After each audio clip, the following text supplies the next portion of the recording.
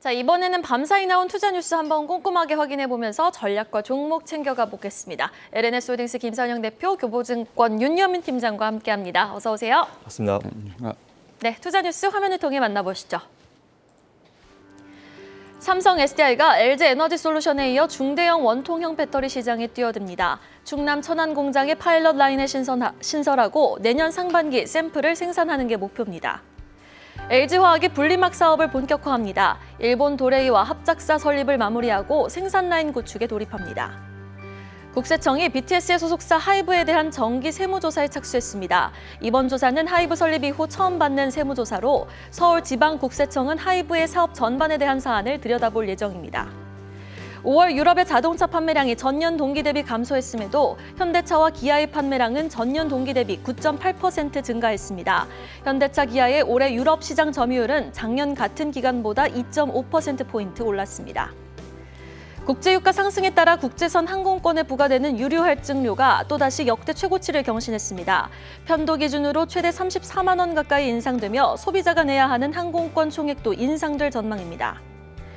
국내 치과용 임플란트의 지난달 해외 수출 성적이 월별 기준 사상 최대치를 기록했습니다.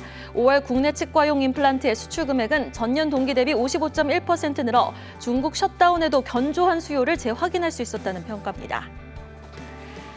자, 첫 번째 뉴스는요. 삼성 SDI의 조용한 진격입니다. 독일 민헨의 삼성 SDI 이사진을 대동했던 이재용 부회장, 이 큰 발표의 예고편이었는데요. 각형 배터리 중심이었던 삼성 SDI가 이 테슬라 원통형 시장에 또 발을 들였다는 건 굉장히 의미 있는 소식입니다.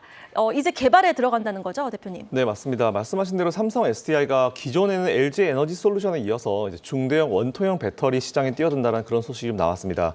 충남 천안 공장의 파일럿 라인을 이제 신설을 하고요. 내년 상반기에 샘플을 생산하는 게 목표다라고 일단 발표를 했습니다. 원래 삼성 SDI는 각형 배터리 중심이었는데 원통형까지 존재감을 드러낸다라는 이런 어떤 시도로 보시면 될 것 같은데요. 여기서 생산하는 중대형 배터리 신제품은 LG 에너지 솔루션이 내년에 생산하는 4680 배터리와 같은 크기거나 혹은 이보다 조금 더 긴 배터리 제품이 아닌가라고 이제 전망되고 있고요. 삼성 SDI는 여러 개 폼팩터 이제 모양이죠. 중에서 그 생산이 좀 쉽고 성능이 좋은 제품을 고를 계획이다라고 합니다. 참고로 4680 배터리는 기존의 2170, 그러니까 지름이 21mm, 길이가 70mm 배터리보다 에너지 용량이 5배, 출력은 6배 개선된 제품이고요. 전기차 주행거리가 16% 늘어난 게임 체인저로 불리는 배터리라고 보시면 될 것 같습니다. 또한 같은 용량의 2170 배터리보다 공정 횟수가 적어서 비용도 줄고요. 생산성도 좋습니다. 따라서 삼성 SDI가 4680보다 긴 배터리를 생산을 한다면 원통형 배터리에서 앞서게 되는 결과가 나오고요. 일단 중대형 원통형 배터리 생산 시기와 규모는 구체적으로 아직 정해지진 않았다라고 이제 밝혔습니다. 업계에는 대략적으로 2025년 정도 예상하고 있는데 이 부분 한번 참고해 보시면 될 것 같고요. 현재는 테슬라만 4680 배터리를 적용해서 전기차를 생산하고 있는데 테슬라가 현재는 자체 개발한 4680 배터리를 사용을 하지만 최근에 좀 수율 부족 얘기가 나와가지고 LG엔솔과 파나소닉 등의 생산을 요청한 상태다라고 보시면 될 것 같습니다. 삼성 SDI 올해 1에서 4월 달 글로벌 전기차용 배터리 점유율이 4%입니다. YOY 5.8%보다 소폭 하락을 했는데 니켈 함량이 90% 이상인 하이니켈 각형 배터리에서 뛰어난 기술을 보유하고 있고요. 중대형 원통형 시장이 진출이 가시화되고 있다는 기대감이 있으니까 투자하고 계신 분들은 이 뉴스 한번 참고해 보시면 좋을 것 같습니다. 네, LG가 세계 최초로 그리고 파나소닉보다 먼저 세계 테슬라에 납품 예정에 있고요. 그 다음 이제 파나소닉, 그 다음에 삼성 SDI가 납품을 하면 한국에서 이제 두 기업이 테슬라에 납품을 하게 되는 건데 굉장히 의미가 있는 거 아닙니까? 예, 일단 맞습니다. 지금 이제 우리나라 셀 3사 중에서 두 회사가 지금 이제 전기차 시장 1위를 좀 달리고 있는 테슬라에 좀 납품을 하다 보면 결국 그 밑에 있는 좀 낙수 효과를 누릴 수 있는 종목들에 대한 부분도 분명히 관심이 집중되지 않을까 좀 생각을 하고 있는데 최근에 좀 움직임이 좋았던 게 이제 원통형 쪽으로 이제 TCC 스틸이 아닐까 좀 생각을 하고 있는데 사실 TCC 스틸 같은 경우는 기관 투자들이 상당히 좀 좋아하는 좀 종목이 아닐까 좀 생각을 하고 있는데 특히 이 종목 같은 경우는 고부가 가치 제품에 대한 장기적인 판매 예상이 좀 예상되기 때문에 이런 측면에서 성장성에 대한 부분도 상당히 집중되지 않을까 좀 생각을 하고 있고 특히 동사 같은 경우는 이제 영업이익과 이제 매출액 같은 경우 상당히 좀 폭발적으로 증가하고 있습니다. 특히 이제 1분기 영업이익 같은 경우는 478%를 좀 성장한 부분이 있는데 결국은 이제 뭐 2차 전지용 니켈 녹음 강판에 관련된 부분들 뭐 분명히 좀 수익성이 올라가지 않을까 좀 생각을 하고 있고 또 이제 하나의 종목을 또 말씀드리면 이제 테이펙스라는 종목이 있습니다. 이 종목 같은 경우는 지금 2차 전지 관련돼서 지금 테이프와 관련된 부분들 이제 테이프 생산성 향상을 위해서 좀 상당히 많은 노력을 하고 있고 올해 70억 정도의 어떤 투자를 좀 실시를 한다고 합니다. 이런 측면에서 봤을 때 제가 볼 때는 좀 같은 수혜를 볼 수 있는 종목들이 아닌가 좀 생각을 하면서 원통형 관련된 관련주도 계속 끊임없이 좀 체크해 보시는 걸 말씀을 좀 드려보도록 하겠습니다. 네, 자 이번에는 그 배터리 안에서 소재 뉴스 다뤄보겠습니다. 분리막 시장 잡기 위한 LG 보시죠. 배터리 양극, 음극 사이에 존재하는 투명한 막을 바로 분리막이라고 하는데요. 이 분리막 시장의 세계 2위 업체 도레이와 합작법인을 본격적으로 공식 출범을 했네요. 네, 맞습니다. 분리막 쪽에 굉장히 지금 시장 분위기가 재밌게 돌아가고 있는 것 같은데요. LG화학이 일본의 도레이사와 헝가리 분리막 합작 법인을 이번에 설립해서 본격적으로 유럽을 공략하겠다라는 그런 내용이 나왔습니다. 전일 헝가리 합작 법인인 LG 도레이, 헝가리 배터리 분리막 이쪽에 대한 기업 결합 신고 그리고 인허가와 자본금 납입 등이 완료가 돼가지고요. 합작사가 공식으로 출범했다라는 그런 소식이 좀 나왔습니다. 지분 비율은 50대 50, 설립된 합작법인은 양사 공동대표 체제로 운영이 되고요. 양사는 작년 10월부터 합작법인을 설립하자라는 계획을 세웠고요. 2028년까지 총 1조 원 이상을 투자하겠다는 그런 계획을 내세웠습니다. 일단 헝가리 공장에서 생산된 분리막 같은 경우는 폴란드에 있는 LG에너지솔루션 그리고 유럽의 배터리 기업에 공급이 된다고 하고요. LG화학은 이번 합작법인을 통해서 국내외 생산시설 확충을 통해서 2028년 연간 15억 제곱미터 규모 그 분리막 공급 능력을 확보해 나갈 계획이다라고 발표했습니다. 그동안 분리막 시장은 잘 아시는 대로 이제 배터리 시장과 함께 성장을 해왔는데요. 일본의 아세이 카세이 그리고 도레이 그리고 우리나라의 SKIT가 독보적인 기술을 내세워서 3강 구도를 이루고 있었는데 하지만 최근에 이제 아사히 카세이가 생산력이 우수한 중국의 장시엠포 신소재와 합작사를 설립을 했습니다. 이에 따라서 이제 지각 변동이 살짝 일어나기 시작했는데 이에 대한 대응으로 도레이는 LG화학과 합작법인을 만들어서 대응하는 전략을 취하는 것으로 판단이 되고 있습니다. 그리고 2020년 기준으로 단일 점유율이 26.5%로 제일 높았던 SKIT 같은 경우는 당분간 독자적으로 움직일 것으로 판단이 되지만 언제든지 합작법인 소식은 들려올 수 있으니까 이 부분도 한번 참고해 보시면 좋을 것 같습니다. 네, 분리막 합작법인 출범 뉴스에 따라 이 분리막 생산업체 중심의 업사이드가 좀 더 강하게 나타날까요? 아니면은 이 분리막 재료업체 중심의 업사이드를 좀 더 기대해 보는 게 좋을까요? 일단은 뭐 분리막에 대해서 좀 말씀을 드리면 LG화학 사실은 어떻게 보면 우리 탑 티어 중에 하나 좀 들어가는 종목이라 말씀드릴 수 있을 것 같고 아직까지는 좀 대장주의 좀 움직임을 좀 먼저 체크를 해봐야 되지 않을까 좀 생각을 하고 있는데 일단 제가 좀 갖고 온 종목은 대환유화입니다. 특히 이제 이 회사 같은 경우는 분리막 이제 폴리에틸렌 쪽에서 시장 점유율 1위를 좀 기록하고 있는 회사라 말씀드릴 수 있을 것 같고 특히 기술 경쟁력이 상당히 다른 기업보다 우위에 있다는 점에서 봤을 때 범용 제품에서 지금 고부가 또 제품으로 좀 매출 전환가 좀 다변화되고 있다는 점에서 봤을 때 어떤 시장 점유율에 대한 부분은 의심할 여지가 없습니다. 다만 이제 이 회사 같은 경우는 최근에 보게 되면 유가가 좀 상당히 많이 올랐죠. 여기다 또 NCC 쪽에서 공급 과잉이 예상되는 부분이 있기 때문에 결국은 좀 이러한 좀 업황에 대한 부분들이 좀 상당히 염려가 된다라고 볼 수 있을 것 같습니다. 그리고 이제 앞에서 언급이 나왔던 SKI 테크놀로지 같은 경우도 사실은 이제 습식 분리막 쪽에서는 뭐 티어 1 정도로 상당히 높은 기술력을 좀 보유하고 있습니다만 뭐 밸류에이션 매력에 대한 부분이 상당히 많이 얘기가 나오고 있습니다. 지금 현재 주가 같은 경우는 2023년에서 2024년 실적을 지금 거의 갖고 온 상황이기 때문에 이 두 종목 다 지금 현재 보시게 되면 주가 같은 경우는 좀 바닥에 대한 부분을 좀 지지하는 모습을 좀 보여주고 있다. 그러니까 아직까지는 좀 반등의 모멘텀을 찾지 못하고 있는 상황이기 때문에 2차 전지 섹터 내에서도 분리막 섹터 같은 경우는 살짝 좀 이제 좀 차별화가 나타나고 있다라고 좀 말씀을 좀 드려보도록 하겠습니다. 네, 알겠습니다. 자, 다음 뉴스 보시죠. 단체 활동 중단 소식이 아주 충격적인 낙폭을 보였던 하이브 소식인데요. BTS 멤버들의 유튜브 깜짝 발언이 전 세계 아미들과 우리 주식시장을 아주 시겁하게 하더니 이번에는 하이브가 세무조사를 받는다고요? 네, 맞습니다. 국세청이 국내 연예계 기획사 1위죠. 이제 방탄소년단 속사 하이브에 대한 세무조사를 한다라는 그런 얘기인데 정기세무조사입니다. 이 정기세무조사라는 건 말 그대로 여러분 잘 아시겠지만 뭔가가 있어서 조사하는 게 아니고요. 모든 법인들이 해당 대상에 되는 법인들이 정기적으로 받는 세무조사라고 좀 보시면 될 것 같은데 하필 이 이슈가 방탄소년단의 그 이슈와 겹쳐서 더 좀 많이 부각이 되는 것 같습니다. 일단 하이브라는 회사가 설립한 이후에 처음이고요. 그동안 하이브는 2005년도에 설립이 되었지만 2014년까지 영업이익이 안 나왔습니다. 이에 따라서 세무조사 대상이 아니었는데 방탄소년단이 굉장한 인기를 끌면서 2016년도에 매출액 352억, 영업이익 104억을 기록하면서 대상이 되기 시작했고요. 그리고 2021년 최초로 연매출 1조를 돌파했죠. 참고로 이번에 1분기 매출액은 2,850억, 그리고 영업이익 영업이익은 371억을 기록했습니다. 일단 이번 세무조사는 하이브의 사업 확장 그리고 해외 자회사 설립 등 전반에 대한 부분이 아마 조사가 될 것 같고요. 하이브는 1분기 기준으로 잘 아시겠지만 17개 정도의 자회사를 보유하고 있습니다. 이 중에 일본, 미국, 그리고 중국, 홍콩의 해외법인 총 9개고요. 최근에 경쟁사들 여러분 잘 아시는 대로 역외 탈세 조사 관련 그 얘기가 되게 많이 나오면서 업종 전반적으로 분위기가 좀 안 좋습니다. 근데 방탄소년단의 단체 활동 잠정 중단 선언에 하이브에 이런 이슈까지 좀 나오면서 투자 그 심리가 좀 위축될 수 있을 거다라는 생각은 좀 드는데 어쨌든 정기적인 세무조사기 때문에 너무 과도한 해석은 좀 금물이 했으면 좋겠고요.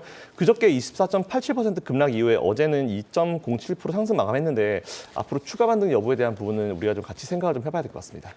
네, 사실 오늘 아침에 또 이베스트 투자증권에서 하이브의 그녀 안진아 연구원이 목표가 하향 조정 리포트를 내놨거든요.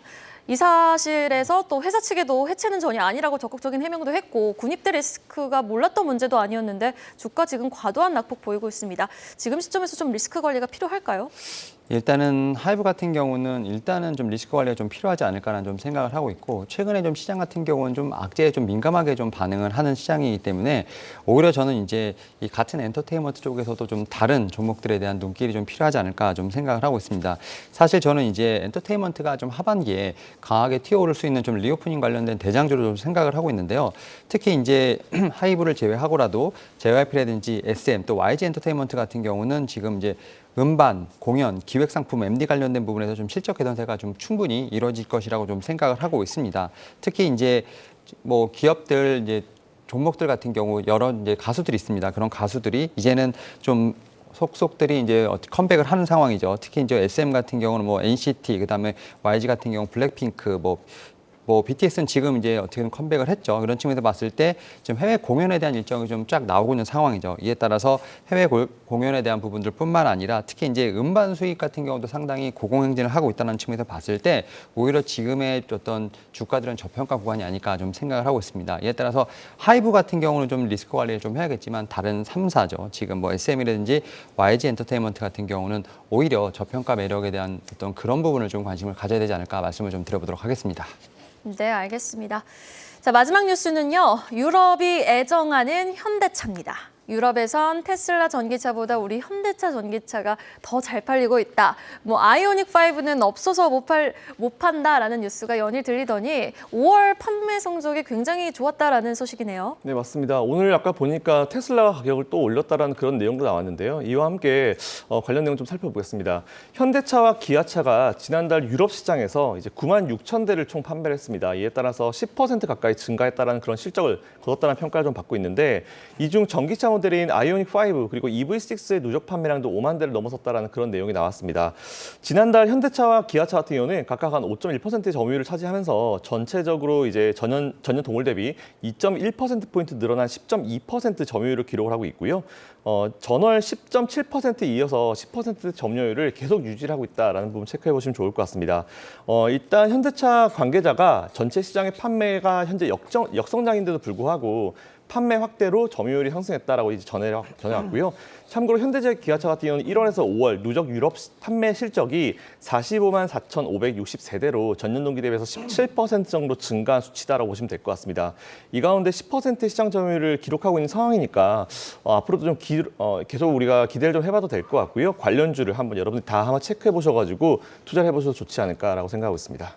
네, 이렇게 완성차 업체들은 성적이 좋은데 반해서 화물연대 파업 리스크로 주가 조정 피하기 어려웠고 여전히 매크로 악재가 잔존하다 보니 지금 뭐 밸류에이션 매력도가 높은 상황이긴 한데요. 자동차 관련주 안에서 윤여민 팀장님은 어떤 종목 좀 지켜보고 계세요? 네, 저는 딱 두 종목만 좀 말씀을 좀 드려보도록 하겠습니다. 일단 뭐 가장 이제 자동차 부품 쪽에서 대장적으로 볼 수 있는 건 SL이라는 종목이 있는데요.